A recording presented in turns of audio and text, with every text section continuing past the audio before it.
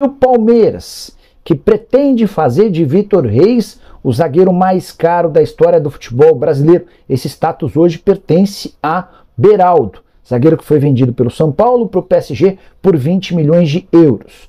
Verdão nega que tenha recebido nos últimos dias uma oferta de 28 milhões de euros do Brighton, mas já assegura que não pretende negociar o atleta antes do Super Mundial de Clubes. O Palmeiras imagina que o Vitor Reis vai continuar se valorizando até a disputa da competição na metade do ano contra vários dos clubes grandes que já o sondaram. E aí, nesse contexto, com o Vitor Reis de titular e apenas 18 anos de idade, o Palmeiras imagina ser capaz de poder pedir 30 milhões de euros, que hoje equivalem a 191 milhões de reais, com uma observação para lá de importante. O Verdão é dono de 100% dos direitos econômicos do defensor, que já conviveu com a titularidade durante boa parte do ano de 2024, embora se revezasse com Gustavo Gomes e Murilo.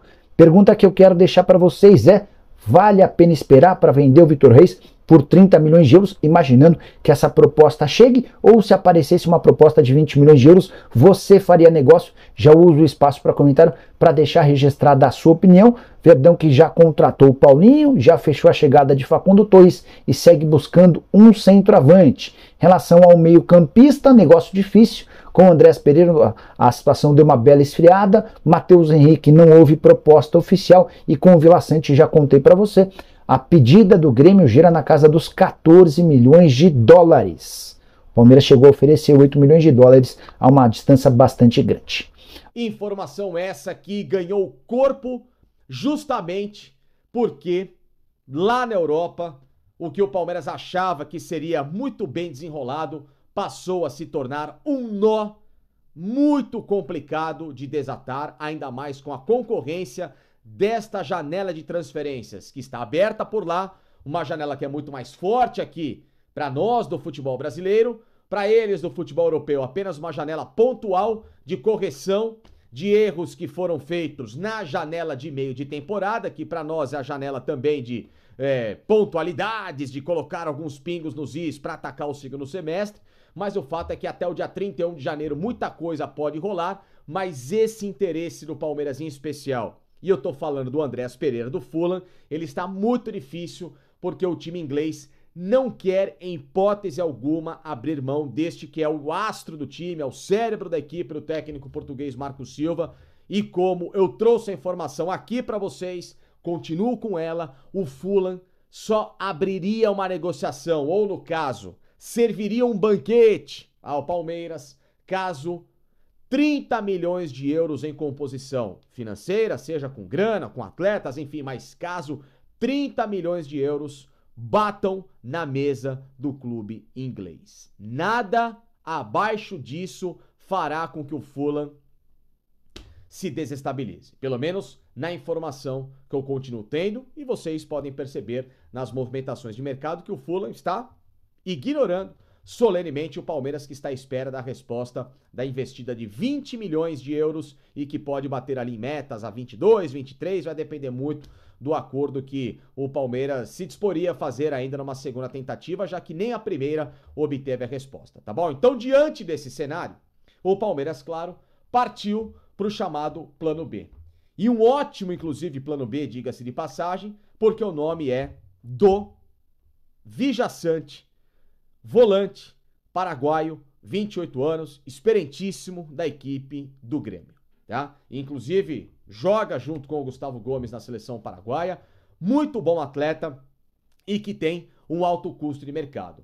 Porém, esse custo, ele gera nesse exato momento uma variação para baixo, porque o Grêmio teve a confirmação nesses últimos dias de um planejamento para orçamento, sem gerúndio, mas é por isso, né? Dois substantivos, de que em 2025 a coisa vai ser um pouquinho mais apertada. E aí, obviamente, devido a todo o processo que nós acompanhamos nesse ano, de um Grêmio com dificuldade financeira por causa das enchentes que devastaram a Arena do Grêmio, o CT do Grêmio, e precisou-se de um investimento muito grande na recuperação da infraestrutura, o Inter passou por isso também, o Grêmio teve isso totalmente refletido no Campeonato Brasileiro, de um time que brigou até poucas rodadas do fim contra o rebaixamento, depois conseguiu dar um salto de qualidade e, evidentemente, claro, sem participar de Libertadores e de competições de mais alto calibre, o Grêmio vai ter o orçamento mais reduzido. Então, justamente por isso, o Grêmio vai precisar vender jogadores e não vai poder se dar ao luxo de pedir aquilo que ele, Grêmio, tinha nas últimas semanas colocado em prateleiras no mercado para aqueles que pudessem se interessar por essas peças do tricolor gaúcho. E é aí que entra essa história do Villasanti no Palmeiras e esse plano B, que hoje é um plano B mais factível, mais acessível a acontecer para o Palmeiras do que a história do Andreas Pereira. Exatamente, detalhes que eu vou contar agora, porque é o seguinte, tá? Segundo informações do jornal Zero Hora e também da Rádio Gaúcha, programa Sala de Redação, o Palmeiras fez a primeira investida. Isso eu não consegui confirmar, mas aí eu tô com a informação do pessoal lá do Rio Grande do Sul para ter o Villasanti. Numa proposta que giraria em torno de 8 milhões de euros mais bônus, que a gente sabe quais são: minutagem, campo, gols, assistência, aquela coisa nada toda, convocação para a seleção paraguaia, enfim, tem um monte de gatilhos que são ativados em contrato para tentar seduzir o Grêmio, que não quer esse valor, acha muito baixo, tá? E eu acho que o Grêmio tá correto. O Grêmio espera por 80% que o Grêmio tem de direitos econômicos do Villasanti, mas que parte ainda pode permanecer com o Grêmio. Aí vem a informação que eu tenho, tá? E por isso que é uma negociação complicada. O Grêmio quer aproximadamente aí 10 milhões e meio a 11 milhões de euros para que a conversa tenha um desfecho imediato, tá? Menos do que os 15 milhões ofertados que o Grêmio deu ao mercado, ao empresário dele, para procurar propostas pelo Villasanti. O Grêmio não tinha interesse em vender aqui para o mercado brasileiro, mas as propostas que o Grêmio achou que poderiam chegar, mundo árabe, futebol dos Estados Unidos, do México, até a Europa, elas não se concretizaram até agora, e o Grêmio está se dando conta de que o Villasanti, mesmo sendo um cara muito importante, desperta e tem gente aqui no Brasil que pode contratá-lo por altos valores, e um desses times é o Palmeiras, tá? Então essa história, ela tá nesse pé exatamente. O Palmeiras fez a primeira investida, segundo a Rádio Gaúcha, voltou a negativa e, intermediando a história, o Renato Bittar, que é o empresário do Villasanti e também empresário do Gustavo Gomes, empresário de 2 capitães aqui no futebol brasileiro. Gustavo Gomes no Palmeiras, Villasanti no Grêmio, ambos paraguaios. Inclusive Renato Bittar, que em 2021 acertou Villasanti com o Palmeiras, porém na hora final, Palmeiras e Cerro Porteño não conseguiram entrar em acordo pelos valores e o Grêmio foi lá e contratou o jogador à época por 3 milhões e meio de euros, que o Grêmio quer recuperar agora, tá? Então, o que está acontecendo nesse momento? O Palmeiras vai sim melhorar a proposta, até onde eu sei. Não muito além desses 8 milhões. Pode chegar, pode, tá? Porque aí eu não tô lá com o cheque, mas o que eu sei é que o Palmeiras pode chegar próximo da casa dos 10 milhões de euros, algo muito similar ao que fez o Palmeiras tirar o Maurício do Internacional e colocar alguns gatilhos nessa história para, quem sabe, melhorar essa condição do Grêmio nesta pedida.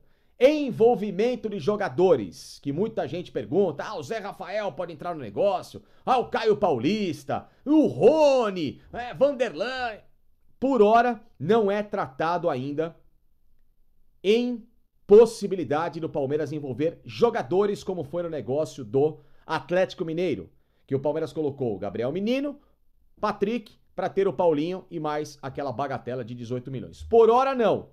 Não é descartado, mas por hora o acordo está sendo somente no dinheiro, tá certo? Somente na grana, tá? E isso também levado na informação na Rádio Bandeirantes, com o Gustavo Soler, Transamérica com o Leandro Boldaquian, com todo esse pessoal. Eles estão tranquilos ali de férias, mas sempre proativos no mercado, no Twitter, com celulares, nós nos falando em relação a isso, tá certo? Então a história do Villasanti, ela teve um lado mais positivo ao Palmeiras, porque intermediação direta e de interesse do Renato Bittar e empresário do Gomes em ter o Villasanti também no Palmeiras, pela valorização, por vitrine, seleção, não que isso não tenha acontecido no Grêmio, muito pelo contrário, o Villaçante é jogador da seleção paraguaia e, claro, muito pelo que o Grêmio jogou, mas ele quer a valorização da vitrine agora, disputar o Mundial de Clubes, etc. A gente sabe que tudo isso ajuda, a valorização salarial e bônus no negócio, porque aí o empresário ganha, e hoje em dia o Palmeiras é um time que pode pagar,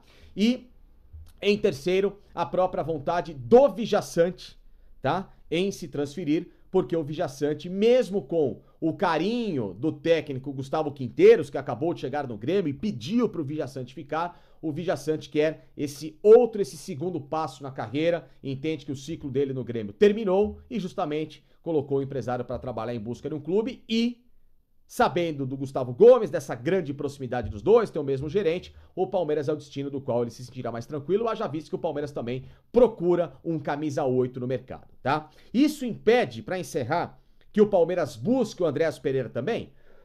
Sim e não.